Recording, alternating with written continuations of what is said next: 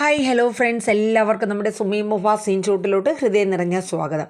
അങ്ങനെ നമ്മുടെ ഉദയഭാനു, നമ്മുടെ ശ്രീകലയും അതുപോലെ തന്നെ നമ്മുടെ ദേവിയും ഇനിയിപ്പോൾ ഇവിടെ ദേവമംഗലത്ത് എത്ര കാല് പിടിച്ചിട്ടും യാതൊരു കാര്യവുമില്ല. കാരണം ഇനി അവിടെ നിന്ന് പണിയിറക്കി വിട്ടു. ഒരിക്കലും ഗോമതിയുടെയോ അല്ലെങ്കിൽ ബാലൻ്റെയോ അല്ലെങ്കിൽ നമ്മുടെ ആനന്ദിൻ്റെയോ മനസ്സിൽ ഇനി ഒരു ഇടം ഉണ്ടാവില്ല ദേവിക്ക് എന്നുള്ള കാര്യം അവർക്ക് ഉറപ്പായി. പക്ഷേ എങ്കിലും ശ്രീകലയും നമ്മുടെ ഉദയഭാനു ഒന്നും വിട്ടുകൊടുക്കാൻ ഉദ്ദേശിച്ചിട്ടില്ല. എന്ത് വന്നിരുന്നാലും എൻ്റെ മകളെ ഒരു ദിവസത്തിനകത്താണെങ്കിലും ഞങ്ങളവിടെ കയറ്റും എന്നൊക്കെ പറഞ്ഞ് ദേവിയോട് ഓരോ വാക്ക് കൊടുക്കുകയാണ്. മോൾ വിഷമിക്കേണ്ട കേട്ടോ, മോളെ എന്തായാലും ഞങ്ങളവിടെ കയറ്റും, മോൾ ഒട്ടും വിഷമിക്കേണ്ട, ഈ പറഞ്ഞവരെ നമ്മളെ വീട്ടിൽ ഞാൻ എത്തിക്കും എന്നൊക്കെ പറയണേ. അപ്പം ദേവി പറഞ്ഞു, എന്ത് അമ്മയ്ക്ക് നാണമുണ്ടോ? എന്ത് കണ്ടിട്ടാണ് അമ്മ ഈ വർത്തമാനം പറയണത്? ഇത്രയും കള്ളത്തരങ്ങളും ഇത്രയും തെറ്റും ചെയ്ത് അവരുടെ മുഖത്ത് കരിവാരി തേക്കുന്ന പോലെയുള്ള ഒരു അവസ്ഥയും നാണക്കേടും വരുത്തി വെച്ചിട്ട് ഇനി എന്ത് വെല്ലുവിളി അവരോട് അമ്മയും അച്ഛനും ചെയ്യാൻ ഉദ്ദേശിക്കണേന്നൊക്കെ ദേവി ചോദിക്കുകയാണ്. ഇതിന് മാത്രം നീ അവരെ അങ്ങ് പിടിക്കേണ്ട കാര്യമൊന്നുമില്ല. ഉദയഭാനു പറയുന്നുണ്ട്, ഒരു കല്യാണം നടക്കാൻ വേണ്ടിയിട്ട് ചിലപ്പോൾ ഒന്നോ രണ്ടോ നുണകളൊക്കെ പറയും, അത് സ്വാഭാവികം. എടി മോളെ, കല്യാണം മുടക്കാൻ പാടില്ല, പക്ഷേ കല്യാണം നടത്താൻ വലിയ ബദ്ധപ്പാടാണ്. അത് അപ്പോഴേക്കും നമ്മുടെ ശ്രീകല പറയുന്നത്, അതെ നിൻ്റെ ജാതകദോഷം ദേവി പറയും. അമ്മ ഒന്ന് മിണ്ടാതിരിക്കാവോ? അമ്മ ഇനി അതും കൂടെ അവിടെ ചെന്ന് പറയാത്തതിൻ്റെ കുറവില്ല. അവർ പറയും അടുത്ത കള്ളത്തരമായിട്ട് വന്നു, അഥവാ ഇനി അവർ വിശ്വസിച്ചു എന്ന് വയ്ക്കുക. അങ്ങനെ വിശ്വസിച്ചാൽ തന്നെ നിങ്ങളപ്പോൾ വീണ്ടും ഒരു കള്ളത്തരം കൂടെ ഞങ്ങളിൽ നിന്ന് മറച്ചു. ഇങ്ങനെ ഒരു ജാതകം ആണ് എങ്കിൽ നിങ്ങളതെന്തിനാ മറച്ചു വെച്ചു? എന്നിട്ട് ദേവി പറയുന്നുണ്ട്, അമ്മയ്ക്ക് ഈ ജാതകത്തിലൊക്കെ വലിയ വിശ്വാസമുള്ള ആളാണ്. അങ്ങനെ ഒരു മോശം ഒരു അഭിപ്രായമുള്ള ജാതകം ആയിരുന്നു എന്നുണ്ടെങ്കിൽ എന്തായാലും ആകെ ബുദ്ധിമുട്ടായേനെ എന്നിങ്ങനെ പറയാണ്. അതുകൊണ്ട് പറയാതിരുന്നത് നന്നായെന്ന് പറയുന്നുണ്ട്. അപ്പോഴേക്കും നമ്മുടെ സ്ത്രീകൾ പറയും, ഇത് കൊള്ളാം, നിൻ്റെ ജാതകദോഷത്തിന് ഞങ്ങൾ എന്തെങ്കിലും ചെയ്തതാണോ മോളെ? അപ്പോൾ പറഞ്ഞു, എന്താണെങ്കിലും വിധി വരും പോലെ വരട്ടായിരുന്നല്ലോ അച്ഛനും അമ്മ എന്തിനാ ഇത്രയും കഷ്ടപ്പെട്ട് ഇത്രയും ഒരു അവസ്ഥ വരുത്തേണ്ട കാര്യമില്ലായിരുന്നു. കല്യാണം നടന്നില്ലെങ്കിൽ കല്യാണം നടന്നില്ലെന്നല്ലേ ഉള്ളൂ എന്നൊക്കെ ഇങ്ങനെ ദേവി പറയുന്നത്. അപ്പോഴേക്കും നമ്മുടെ സ്ത്രീകൾ പറയും, എന്തായാലും മോളെ ഒരു വാക്ക് ഞാൻ തരാം, നിന്നെ എന്തായാലും ഈ ദേവമംഗലത്തേക്ക് ഞങ്ങൾ തിരിച്ച് കയറ്റിയിരിക്കും, അത് ഈ അമ്മ തരുന്ന വാക്കാ എന്നൊക്കെ സ്ത്രീകളെ പറയണേ. അമ്മയ്ക്ക് നാണോ ഉളുപ്പും ഇല്ലല്ലോ, ഇത്രയും കരിവാരി തേച്ചിട്ട് ഇനി എന്തും പറഞ്ഞിട്ടാണ് അമ്മ അവിടെ കയറ്റാൻ പോണത്? ഞാൻ ഗർഭിണിയാണെന്നറിഞ്ഞോ? അതൊന്നും ഏക്കില്ലമ്മേ. ആ നമ്പറൊക്കെ പണ്ടേ ആനന്ദേട്ട എന്നെ പറഞ്ഞ് കളിയാക്കിക്കൊണ്ടിരിക്കുന്ന ഒരു കാര്യമാണ്. ഗർഭിണിയാണെന്നും പറഞ്ഞ് വിളിച്ചു വരുത്തി അങ്ങനെയൊക്കെ ചെയ്തു എന്നൊക്കെയുള്ളത്. അങ്ങനെ ആകെ ഒരു ബുദ്ധിമുട്ടായി നിൽക്കുകയാണ്. അപ്പോൾ റോഡിൽ നിൽക്കുകയാണ്. അപ്പോൾ നമ്മുടെ സ്ത്രീകൾ പറഞ്ഞു, ഉദയേട്ടാ ഇങ്ങനെ ഈ റോഡിൽ തന്നെ നിന്ന കാര്യമുണ്ടോ? ഒരു ഓട്ടോറിക്ഷ പിടിക്കുക, നമുക്ക് വീട്ടിലോട്ട് പോകാം. അപ്പോൾ ഉദയഭാനു പറയും, എടി സ്ത്രീകളെ അതിന് ഓട്ടോ കാശ് കൊടുക്കുക, അച്ഛൻ്റെ പൈസ ഇല്ലടി മോളെ എന്നിങ്ങനെ സ്ത്രീകളുടെ അടുത്തും ദേവിയുടെ അടുത്തും പറയും. അപ്പം നമ്മുടെ സ്ത്രീകൾ ചോദിക്കും, അല്ല മോളെ നിൻ്റെ കയ്യിൽ കാശ് വല്ലതും ഉണ്ടോ? പിന്നെ ഞാൻ അവിടെ നിന്ന് ഒരു സാധനവും എടുത്തില്ല. എന്നാൽ പോട്ടെ, നിൻ്റെ മറ്റേ ഫോണിലൊരു കുന്ത്രാണ്ടം ഉണ്ടല്ലോ ഇടി, നമ്മൾ ഈ ചേണെന്നൊക്കെ പിടിച്ചിട്ട് ഇങ്ങനെ കാണിക്കുന്നത്, അതുണ്ടോ? അതിന് ഞാൻ ഫോണും എടുത്തില്ല, പൈസ എടുത്തില്ല, ഞാൻ പൈസയും കൊണ്ടാണ് അങ്ങോട്ട് പോയത് അല്ലല്ലോ. പിന്നെ പൈസ എടുത്തുകൊണ്ട് വരാൻ അമ്മ പറഞ്ഞു കഴിഞ്ഞാൽ ഇനിയിപ്പോൾ എന്തായാലും വന്നു, ഇനിയിപ്പോൾ നീ അതുമായിട്ട് പൊരുത്തപ്പെടും മോളെന്ന് ശ്രീകല പറയണം. എന്നിട്ട് ശ്രീകല മോളെ ദേവിയുടെ കൈ പിടിക്കാൻ കേട്ടോ, മോളെ ഈ വള ഏകദേശം എത്ര പവനുണ്ടാവൂടി? അപ്പോഴേക്കും ദേവി തുറിച്ച് നോക്കി കേട്ടോ, 2 പവനോളം ഉണ്ടെന്ന് തോന്നുന്നു. അപ്പോഴേക്കും നമ്മുടെ ദേവി പറഞ്ഞു, അതെ ഇത് എൻ്റെ അമ്മ എനിക്ക് സ്നേഹത്തോടെ വാങ്ങി തന്നതാണ്, അതിലമ്മ നോക്കി കൊതി ഇറക്കിയിട്ട് ഒരു കാര്യമില്ല. അതെ വീടെത്താനേ പൈസ ഇല്ലെങ്കിൽ നടന്നാണെങ്കിലും പോകാം. അപ്പോഴേക്കും സ്ത്രീകൾ പറയും, അതെ നടന്ന് നീ അങ്ങോട്ട് പോയാൽ മതി, ഉദേട്ടാ ഒരു ഓട്ടോ പിടിച്ചേ നമുക്ക് പോകാമെന്ന് പറഞ്ഞുകൊണ്ട് അവർ രണ്ടുപേരും കൂടെ ഓട്ടോ പിടിച്ച് അങ്ങ് കയറി പോകാട്ടോ. ദേവി ആ റോഡിൽ തന്നെ നിൽക്കുകയാണ് കേട്ടോ, ആ വെയിലത്ത്. അത് നമ്മുടെ പ്രമോയിൽ കാണിക്കുന്നുണ്ട്. ദേവി ആ റോഡിൽ ഒറ്റയ്ക്ക് ഈ ഒരു അവസ്ഥയിൽ ഇങ്ങനെ നടന്ന് വീട്ടിലോട്ട് പോകും പോലെയുള്ള ഒരു സീനൊക്കെ കാണിക്കുന്നുണ്ട് കേട്ടോ. തിരിച്ച് വീട്ടിൽ തന്നെ എത്തുമായിരിക്കും എന്നുള്ളൊരു പ്രതീക്ഷയാണ്. അങ്ങനെ ഇതേ സമയം നമ്മുടെ ദേവമംഗലത്താണെങ്കിൽ ഭയങ്കര ഒരു ബുദ്ധിമുട്ടാട്ടോ എല്ലാവർക്കും, മീനുവിനും അതുപോലെ ആകാശിനും ആര്യനും മിത്രയ്ക്കുമൊക്കെ. പക്ഷേ നമ്മുടെ ഗോമതിയാണെങ്കിൽ ഇങ്ങനെ പിറുപിറുത്തുകൊണ്ടിരിക്കണം. കണ്ടില്ലേ അവൾ എന്തൊക്കെ പറഞ്ഞാലേ ഇവിടെ നിന്നത്, കള്ളി പെരുങ്കള്ളി എന്നൊക്കെ പറഞ്ഞ് ഇങ്ങനെ എല്ലാവരും കേൾക്കി ഇങ്ങനെ പിറുപിറുത്തോണ്ടിരിക്കണം കേട്ടോ ഗോമതി. ആരും ഒന്നും മിണ്ടുന്നില്ല. അപ്പോഴേക്കും നമ്മുടെ ബാലൻ പറഞ്ഞു, ഇതിനെല്ലാം കാരണക്കാരൻ ഞാൻ ഒരാളാണ്. അപ്പോഴേക്കും എല്ലാവർക്കും വിഷമമായി. കാരണം ബാലൻ അങ്ങനെ സ്വയം കുറ്റം ഏറ്റെടുത്ത് മക്കളുടെ മുന്നിൽ അങ്ങനെ തല കുനിച്ച് നിൽക്കുക എന്ന് പറയുന്നത് ഗോമതിക്ക് അത് ഒട്ടും സഹിക്കാൻ പറ്റുന്ന ഒരു കാര്യമല്ല. അപ്പം ബാലൻ പറയുന്നുണ്ട്, എൻ്റെ ഒരു അത്യാഗ്രഹം കൊണ്ടാണ് ഈ ഒരു കല്യാണം നടന്നത്. എൻ്റെ മോൻ്റെ നല്ലൊരു ജീവിതത്തിന് വേണ്ടി ഞാനിതിൽ മറ്റൊന്നും ചിന്തിച്ചില്ല. നല്ലൊരു കുട്ടി, അവന് ചേരുന്ന ഒരു കുട്ടി, എല്ലാം കൊണ്ട് സ്വഭാവം കൊണ്ട് ഒക്കെ ചേർന്നൊരു കുട്ടി എന്നത് മാത്രമേ ഞാൻ ആഗ്രഹിച്ചുള്ളൂ. അല്ലാണ്ട് പണവും പ്രതാപവും ഒന്നും ഞാൻ ആഗ്രഹിച്ചില്ല എന്ന് ബാലൻ പറഞ്ഞു കേട്ടോ. അപ്പോഴേക്കും നമ്മുടെ ആര്യനും ആകാശം വന്നിട്ട് പറഞ്ഞു, അച്ഛൻ ഒരിക്കലും ഒരു തെറ്റും ചെയ്തിട്ടില്ല. അച്ഛൻ എന്ത് ചെയ്തു? സാധാരണ ഏതൊരു അച്ഛനും അമ്മയും ആഗ്രഹിക്കുന്ന പോലെ സ്വന്തം മക്കളുടെ ജീവിതം നല്ല രീതിയിൽ എത്തിക്കാനായിട്ട് ഒരു കല്യാണം ദൈവമായിട്ട് കൊണ്ടുവന്നു. ആ കല്യാണം എല്ലാം കുഴപ്പമില്ല. ആനന്ദേട്ടനും ദേവിയേട്ടത്തെ ഇഷ്ടപ്പെട്ടു, എല്ലാം കൊണ്ടും ഒത്തുചേർന്നു. നമ്മളൊന്നും ആവശ്യപ്പെട്ടിട്ടില്ല. അപ്പോൾ എല്ലാം കൊണ്ടും ഒത്തിണങ്ങിയ ഒരു കല്യാണമായിരുന്നു. അല്ലാണ്ട് അച്ഛൻ ഇതിൽ അറിഞ്ഞു വെച്ച് ഒരു തെറ്റും ചെയ്തിട്ടില്ല.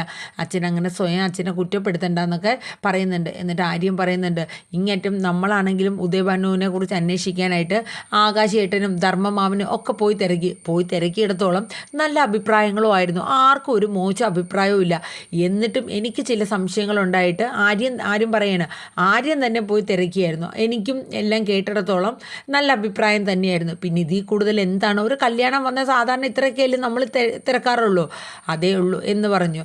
അപ്പോഴേക്കും നമ്മുടെ ആര്യനും ആകാശം പറഞ്ഞു, എന്തായാലും ദേവിയേട്ടത്തി നമ്മുടെ കുടുംബത്ത് നിന്ന കാലം വരെയും നമുക്ക് ദോഷമായിട്ടുള്ള ഒന്നും നമുക്ക് ചെയ്തിട്ടില്ല. എല്ലാവരോടാണെങ്കിലും സ്നേഹത്തോടെയും ബഹുമാനത്തോടെയും നല്ല രീതിയിൽ തന്നെ പെരുമാറി. ഇത് കേട്ടത് ഗോമതി പറഞ്ഞു, കണ്ടില്ലേ, ഇനി ദേവിയേട്ടത്തിൻ്റെ സർട്ടിഫിക്കറ്റും കൂടെ വേണം. നിനക്ക് നാണമുണ്ടല്ലോ, നിൻ്റെ ഏട്ടൻ്റെ ജീവിതത്തെക്കാട്ടിലും വലുതാണോടോ അവളുടെ സർട്ടിഫിക്കറ്റ്. ഇനി മേലാ ദേവിയുടെ കാര്യം ഈ വീട്ടിൽ ഒരൊറ്റൊരെണ്ണം ഉച്ചരിച്ച് പോകരുത്, ഗോമതി പറഞ്ഞു കേട്ടോ.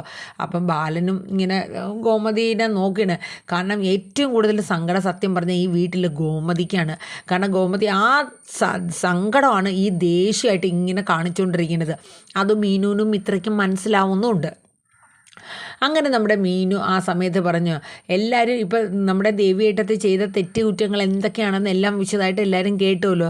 ഒരു കാര്യം ഞാൻ നിങ്ങളോട് എല്ലാവരുടെ പറഞ്ഞോട്ടെ എന്ന് പറഞ്ഞിട്ട് മീനാക്ഷി പറയുന്നുണ്ട്, അതെ, ഈ കുടുംബത്ത് നിന്നിടത്തോളം കാലം ദേവിയേട്ടത്തി നമ്മളെടുത്ത് ഓരോരുത്തരടുത്തും വളരെ നല്ല രീതിയിൽ തന്നെയാണ് പെരുമാറിയത് നമ്മളടുത്ത്.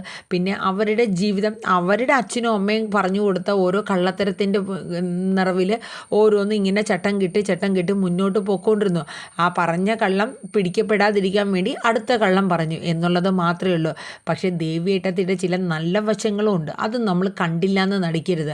അപ്പോഴേക്കും മീനു ഇങ്ങനെ പറയണം. അപ്പോഴേക്കും നമ്മുടെ ഗോമതി ഒട്ടം തന്നെ ചാടി എണീറ്റിട്ട് പറഞ്ഞു, അതെ, നീ എന്നെ ഗോമതിൻ്റെ നല്ല വശങ്ങളെക്കുറിച്ച് ഇവിടെ പറഞ്ഞ് വർണ്ണിക്കാൻ വേണ്ടി നിൽക്കണേണോ മീനാക്ഷി?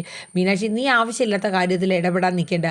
എന്ത് പറഞ്ഞാലും പുകഞ്ഞ പുള്ളി പുറത്ത്, ഇനി അത്രയേ ഉള്ളൂ, അതിന് ഒരു മാറ്റം വരാൻ പോണില്ല എന്ന് ഗോമതി പറയണം കേട്ടോ. അമ്മേ, ഞാൻ അങ്ങനെ പറഞ്ഞതല്ല. അമ്മയ്ക്കറിയാലോ ദേവേട്ടത്തിയുടെ ജീവിതത്തിൽ ഉണ്ടായിട്ടുള്ള ചില ഈ വീട്ടിൽ നിന്ന് തന്നെയുള്ള ചില ഭവിഷ്യത്തുകൾ ഉണ്ടായിട്ടുണ്ട്. അത് മറ്റാർക്കും അറിയില്ലെങ്കിലും അമ്മയ്ക്കൊക്കെ അറിയാലോ. അമ്മ മറന്നു പോകണ്ട. അപ്പം ഒരു നിമിഷം ഗോമതി ഇങ്ങനെ സൈലൻ്റായി. അപ്പോഴേക്കും നമ്മുടെ ആനന്ദ് പറഞ്ഞു, നീ എന്താ മീനാക്ഷി എന്തൊക്കെയോ മുള്ളും മുനയും വെച്ചൊക്കെ പറയുന്നു.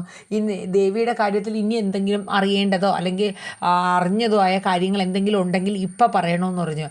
അതെ, ഇനി എല്ലാം അറിയണം. ആനന്ദേട്ടൻ അറിയാത്ത പല കാര്യങ്ങളുണ്ട്.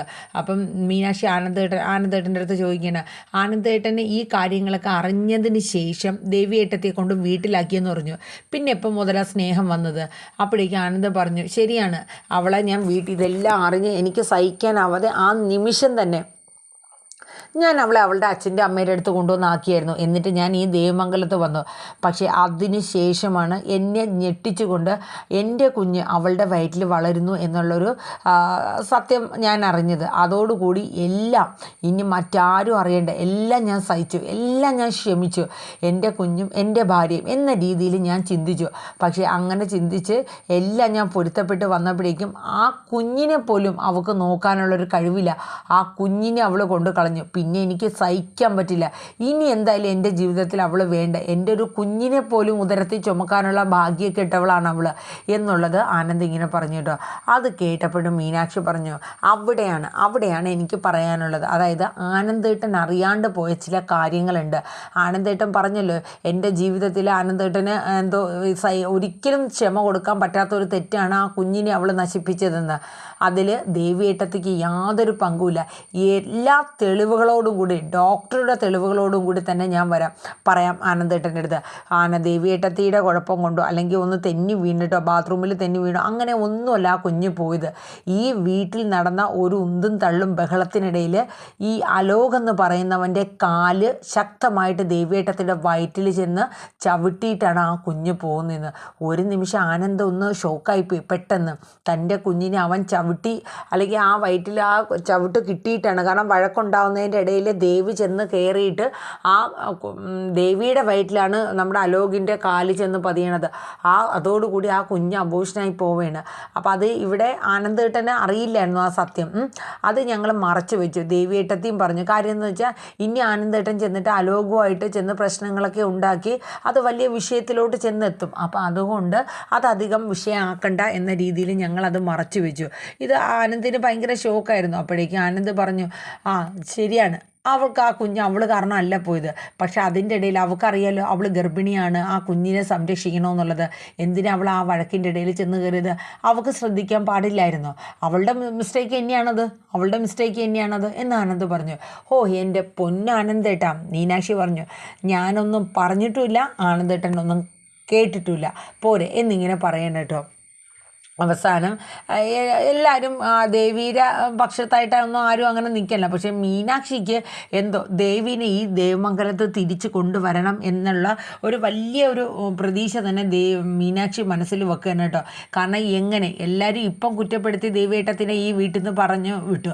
പക്ഷേ ഇനി ദേവേട്ടത്തിൽ ഈ കുടുംബത്ത് തിരിച്ചെത്തണം എന്നുള്ള ആഗ്രഹം, ആനന്ദേട്ടൻ്റെ ഭാര്യയായിട്ട് തന്നെ ഈ കുടുംബത്ത് ജീവിക്കണം എന്നുള്ള ആഗ്രഹം മീനാക്ഷി മനസ്സുകൊണ്ട് ആഗ്രഹിക്കുന്നുണ്ട്. അതിനുവേണ്ടി മീനാക്ഷി ശ്രമിക്കുന്നുണ്ട് കേട്ടോ. പക്ഷേ ഈ സമയത്ത് നമ്മുടെ ദേവി തിരിച്ച് നമ്മുടെ ഉദയഭാനുവിൻ്റെ വീട്ടിലോട്ട് എത്തുന്നില്ല കേട്ടോ, എത്തിയിട്ടില്ല.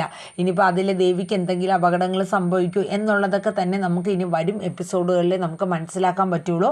അപ്പോൾ എല്ലാവരും നമ്മുടെ വീഡിയോസൊക്കെ ഒന്ന് കേട്ട് ഇഷ്ടപ്പെടുകയാണെങ്കിൽ ഒന്ന് ലൈക്ക് ചെയ്യുക.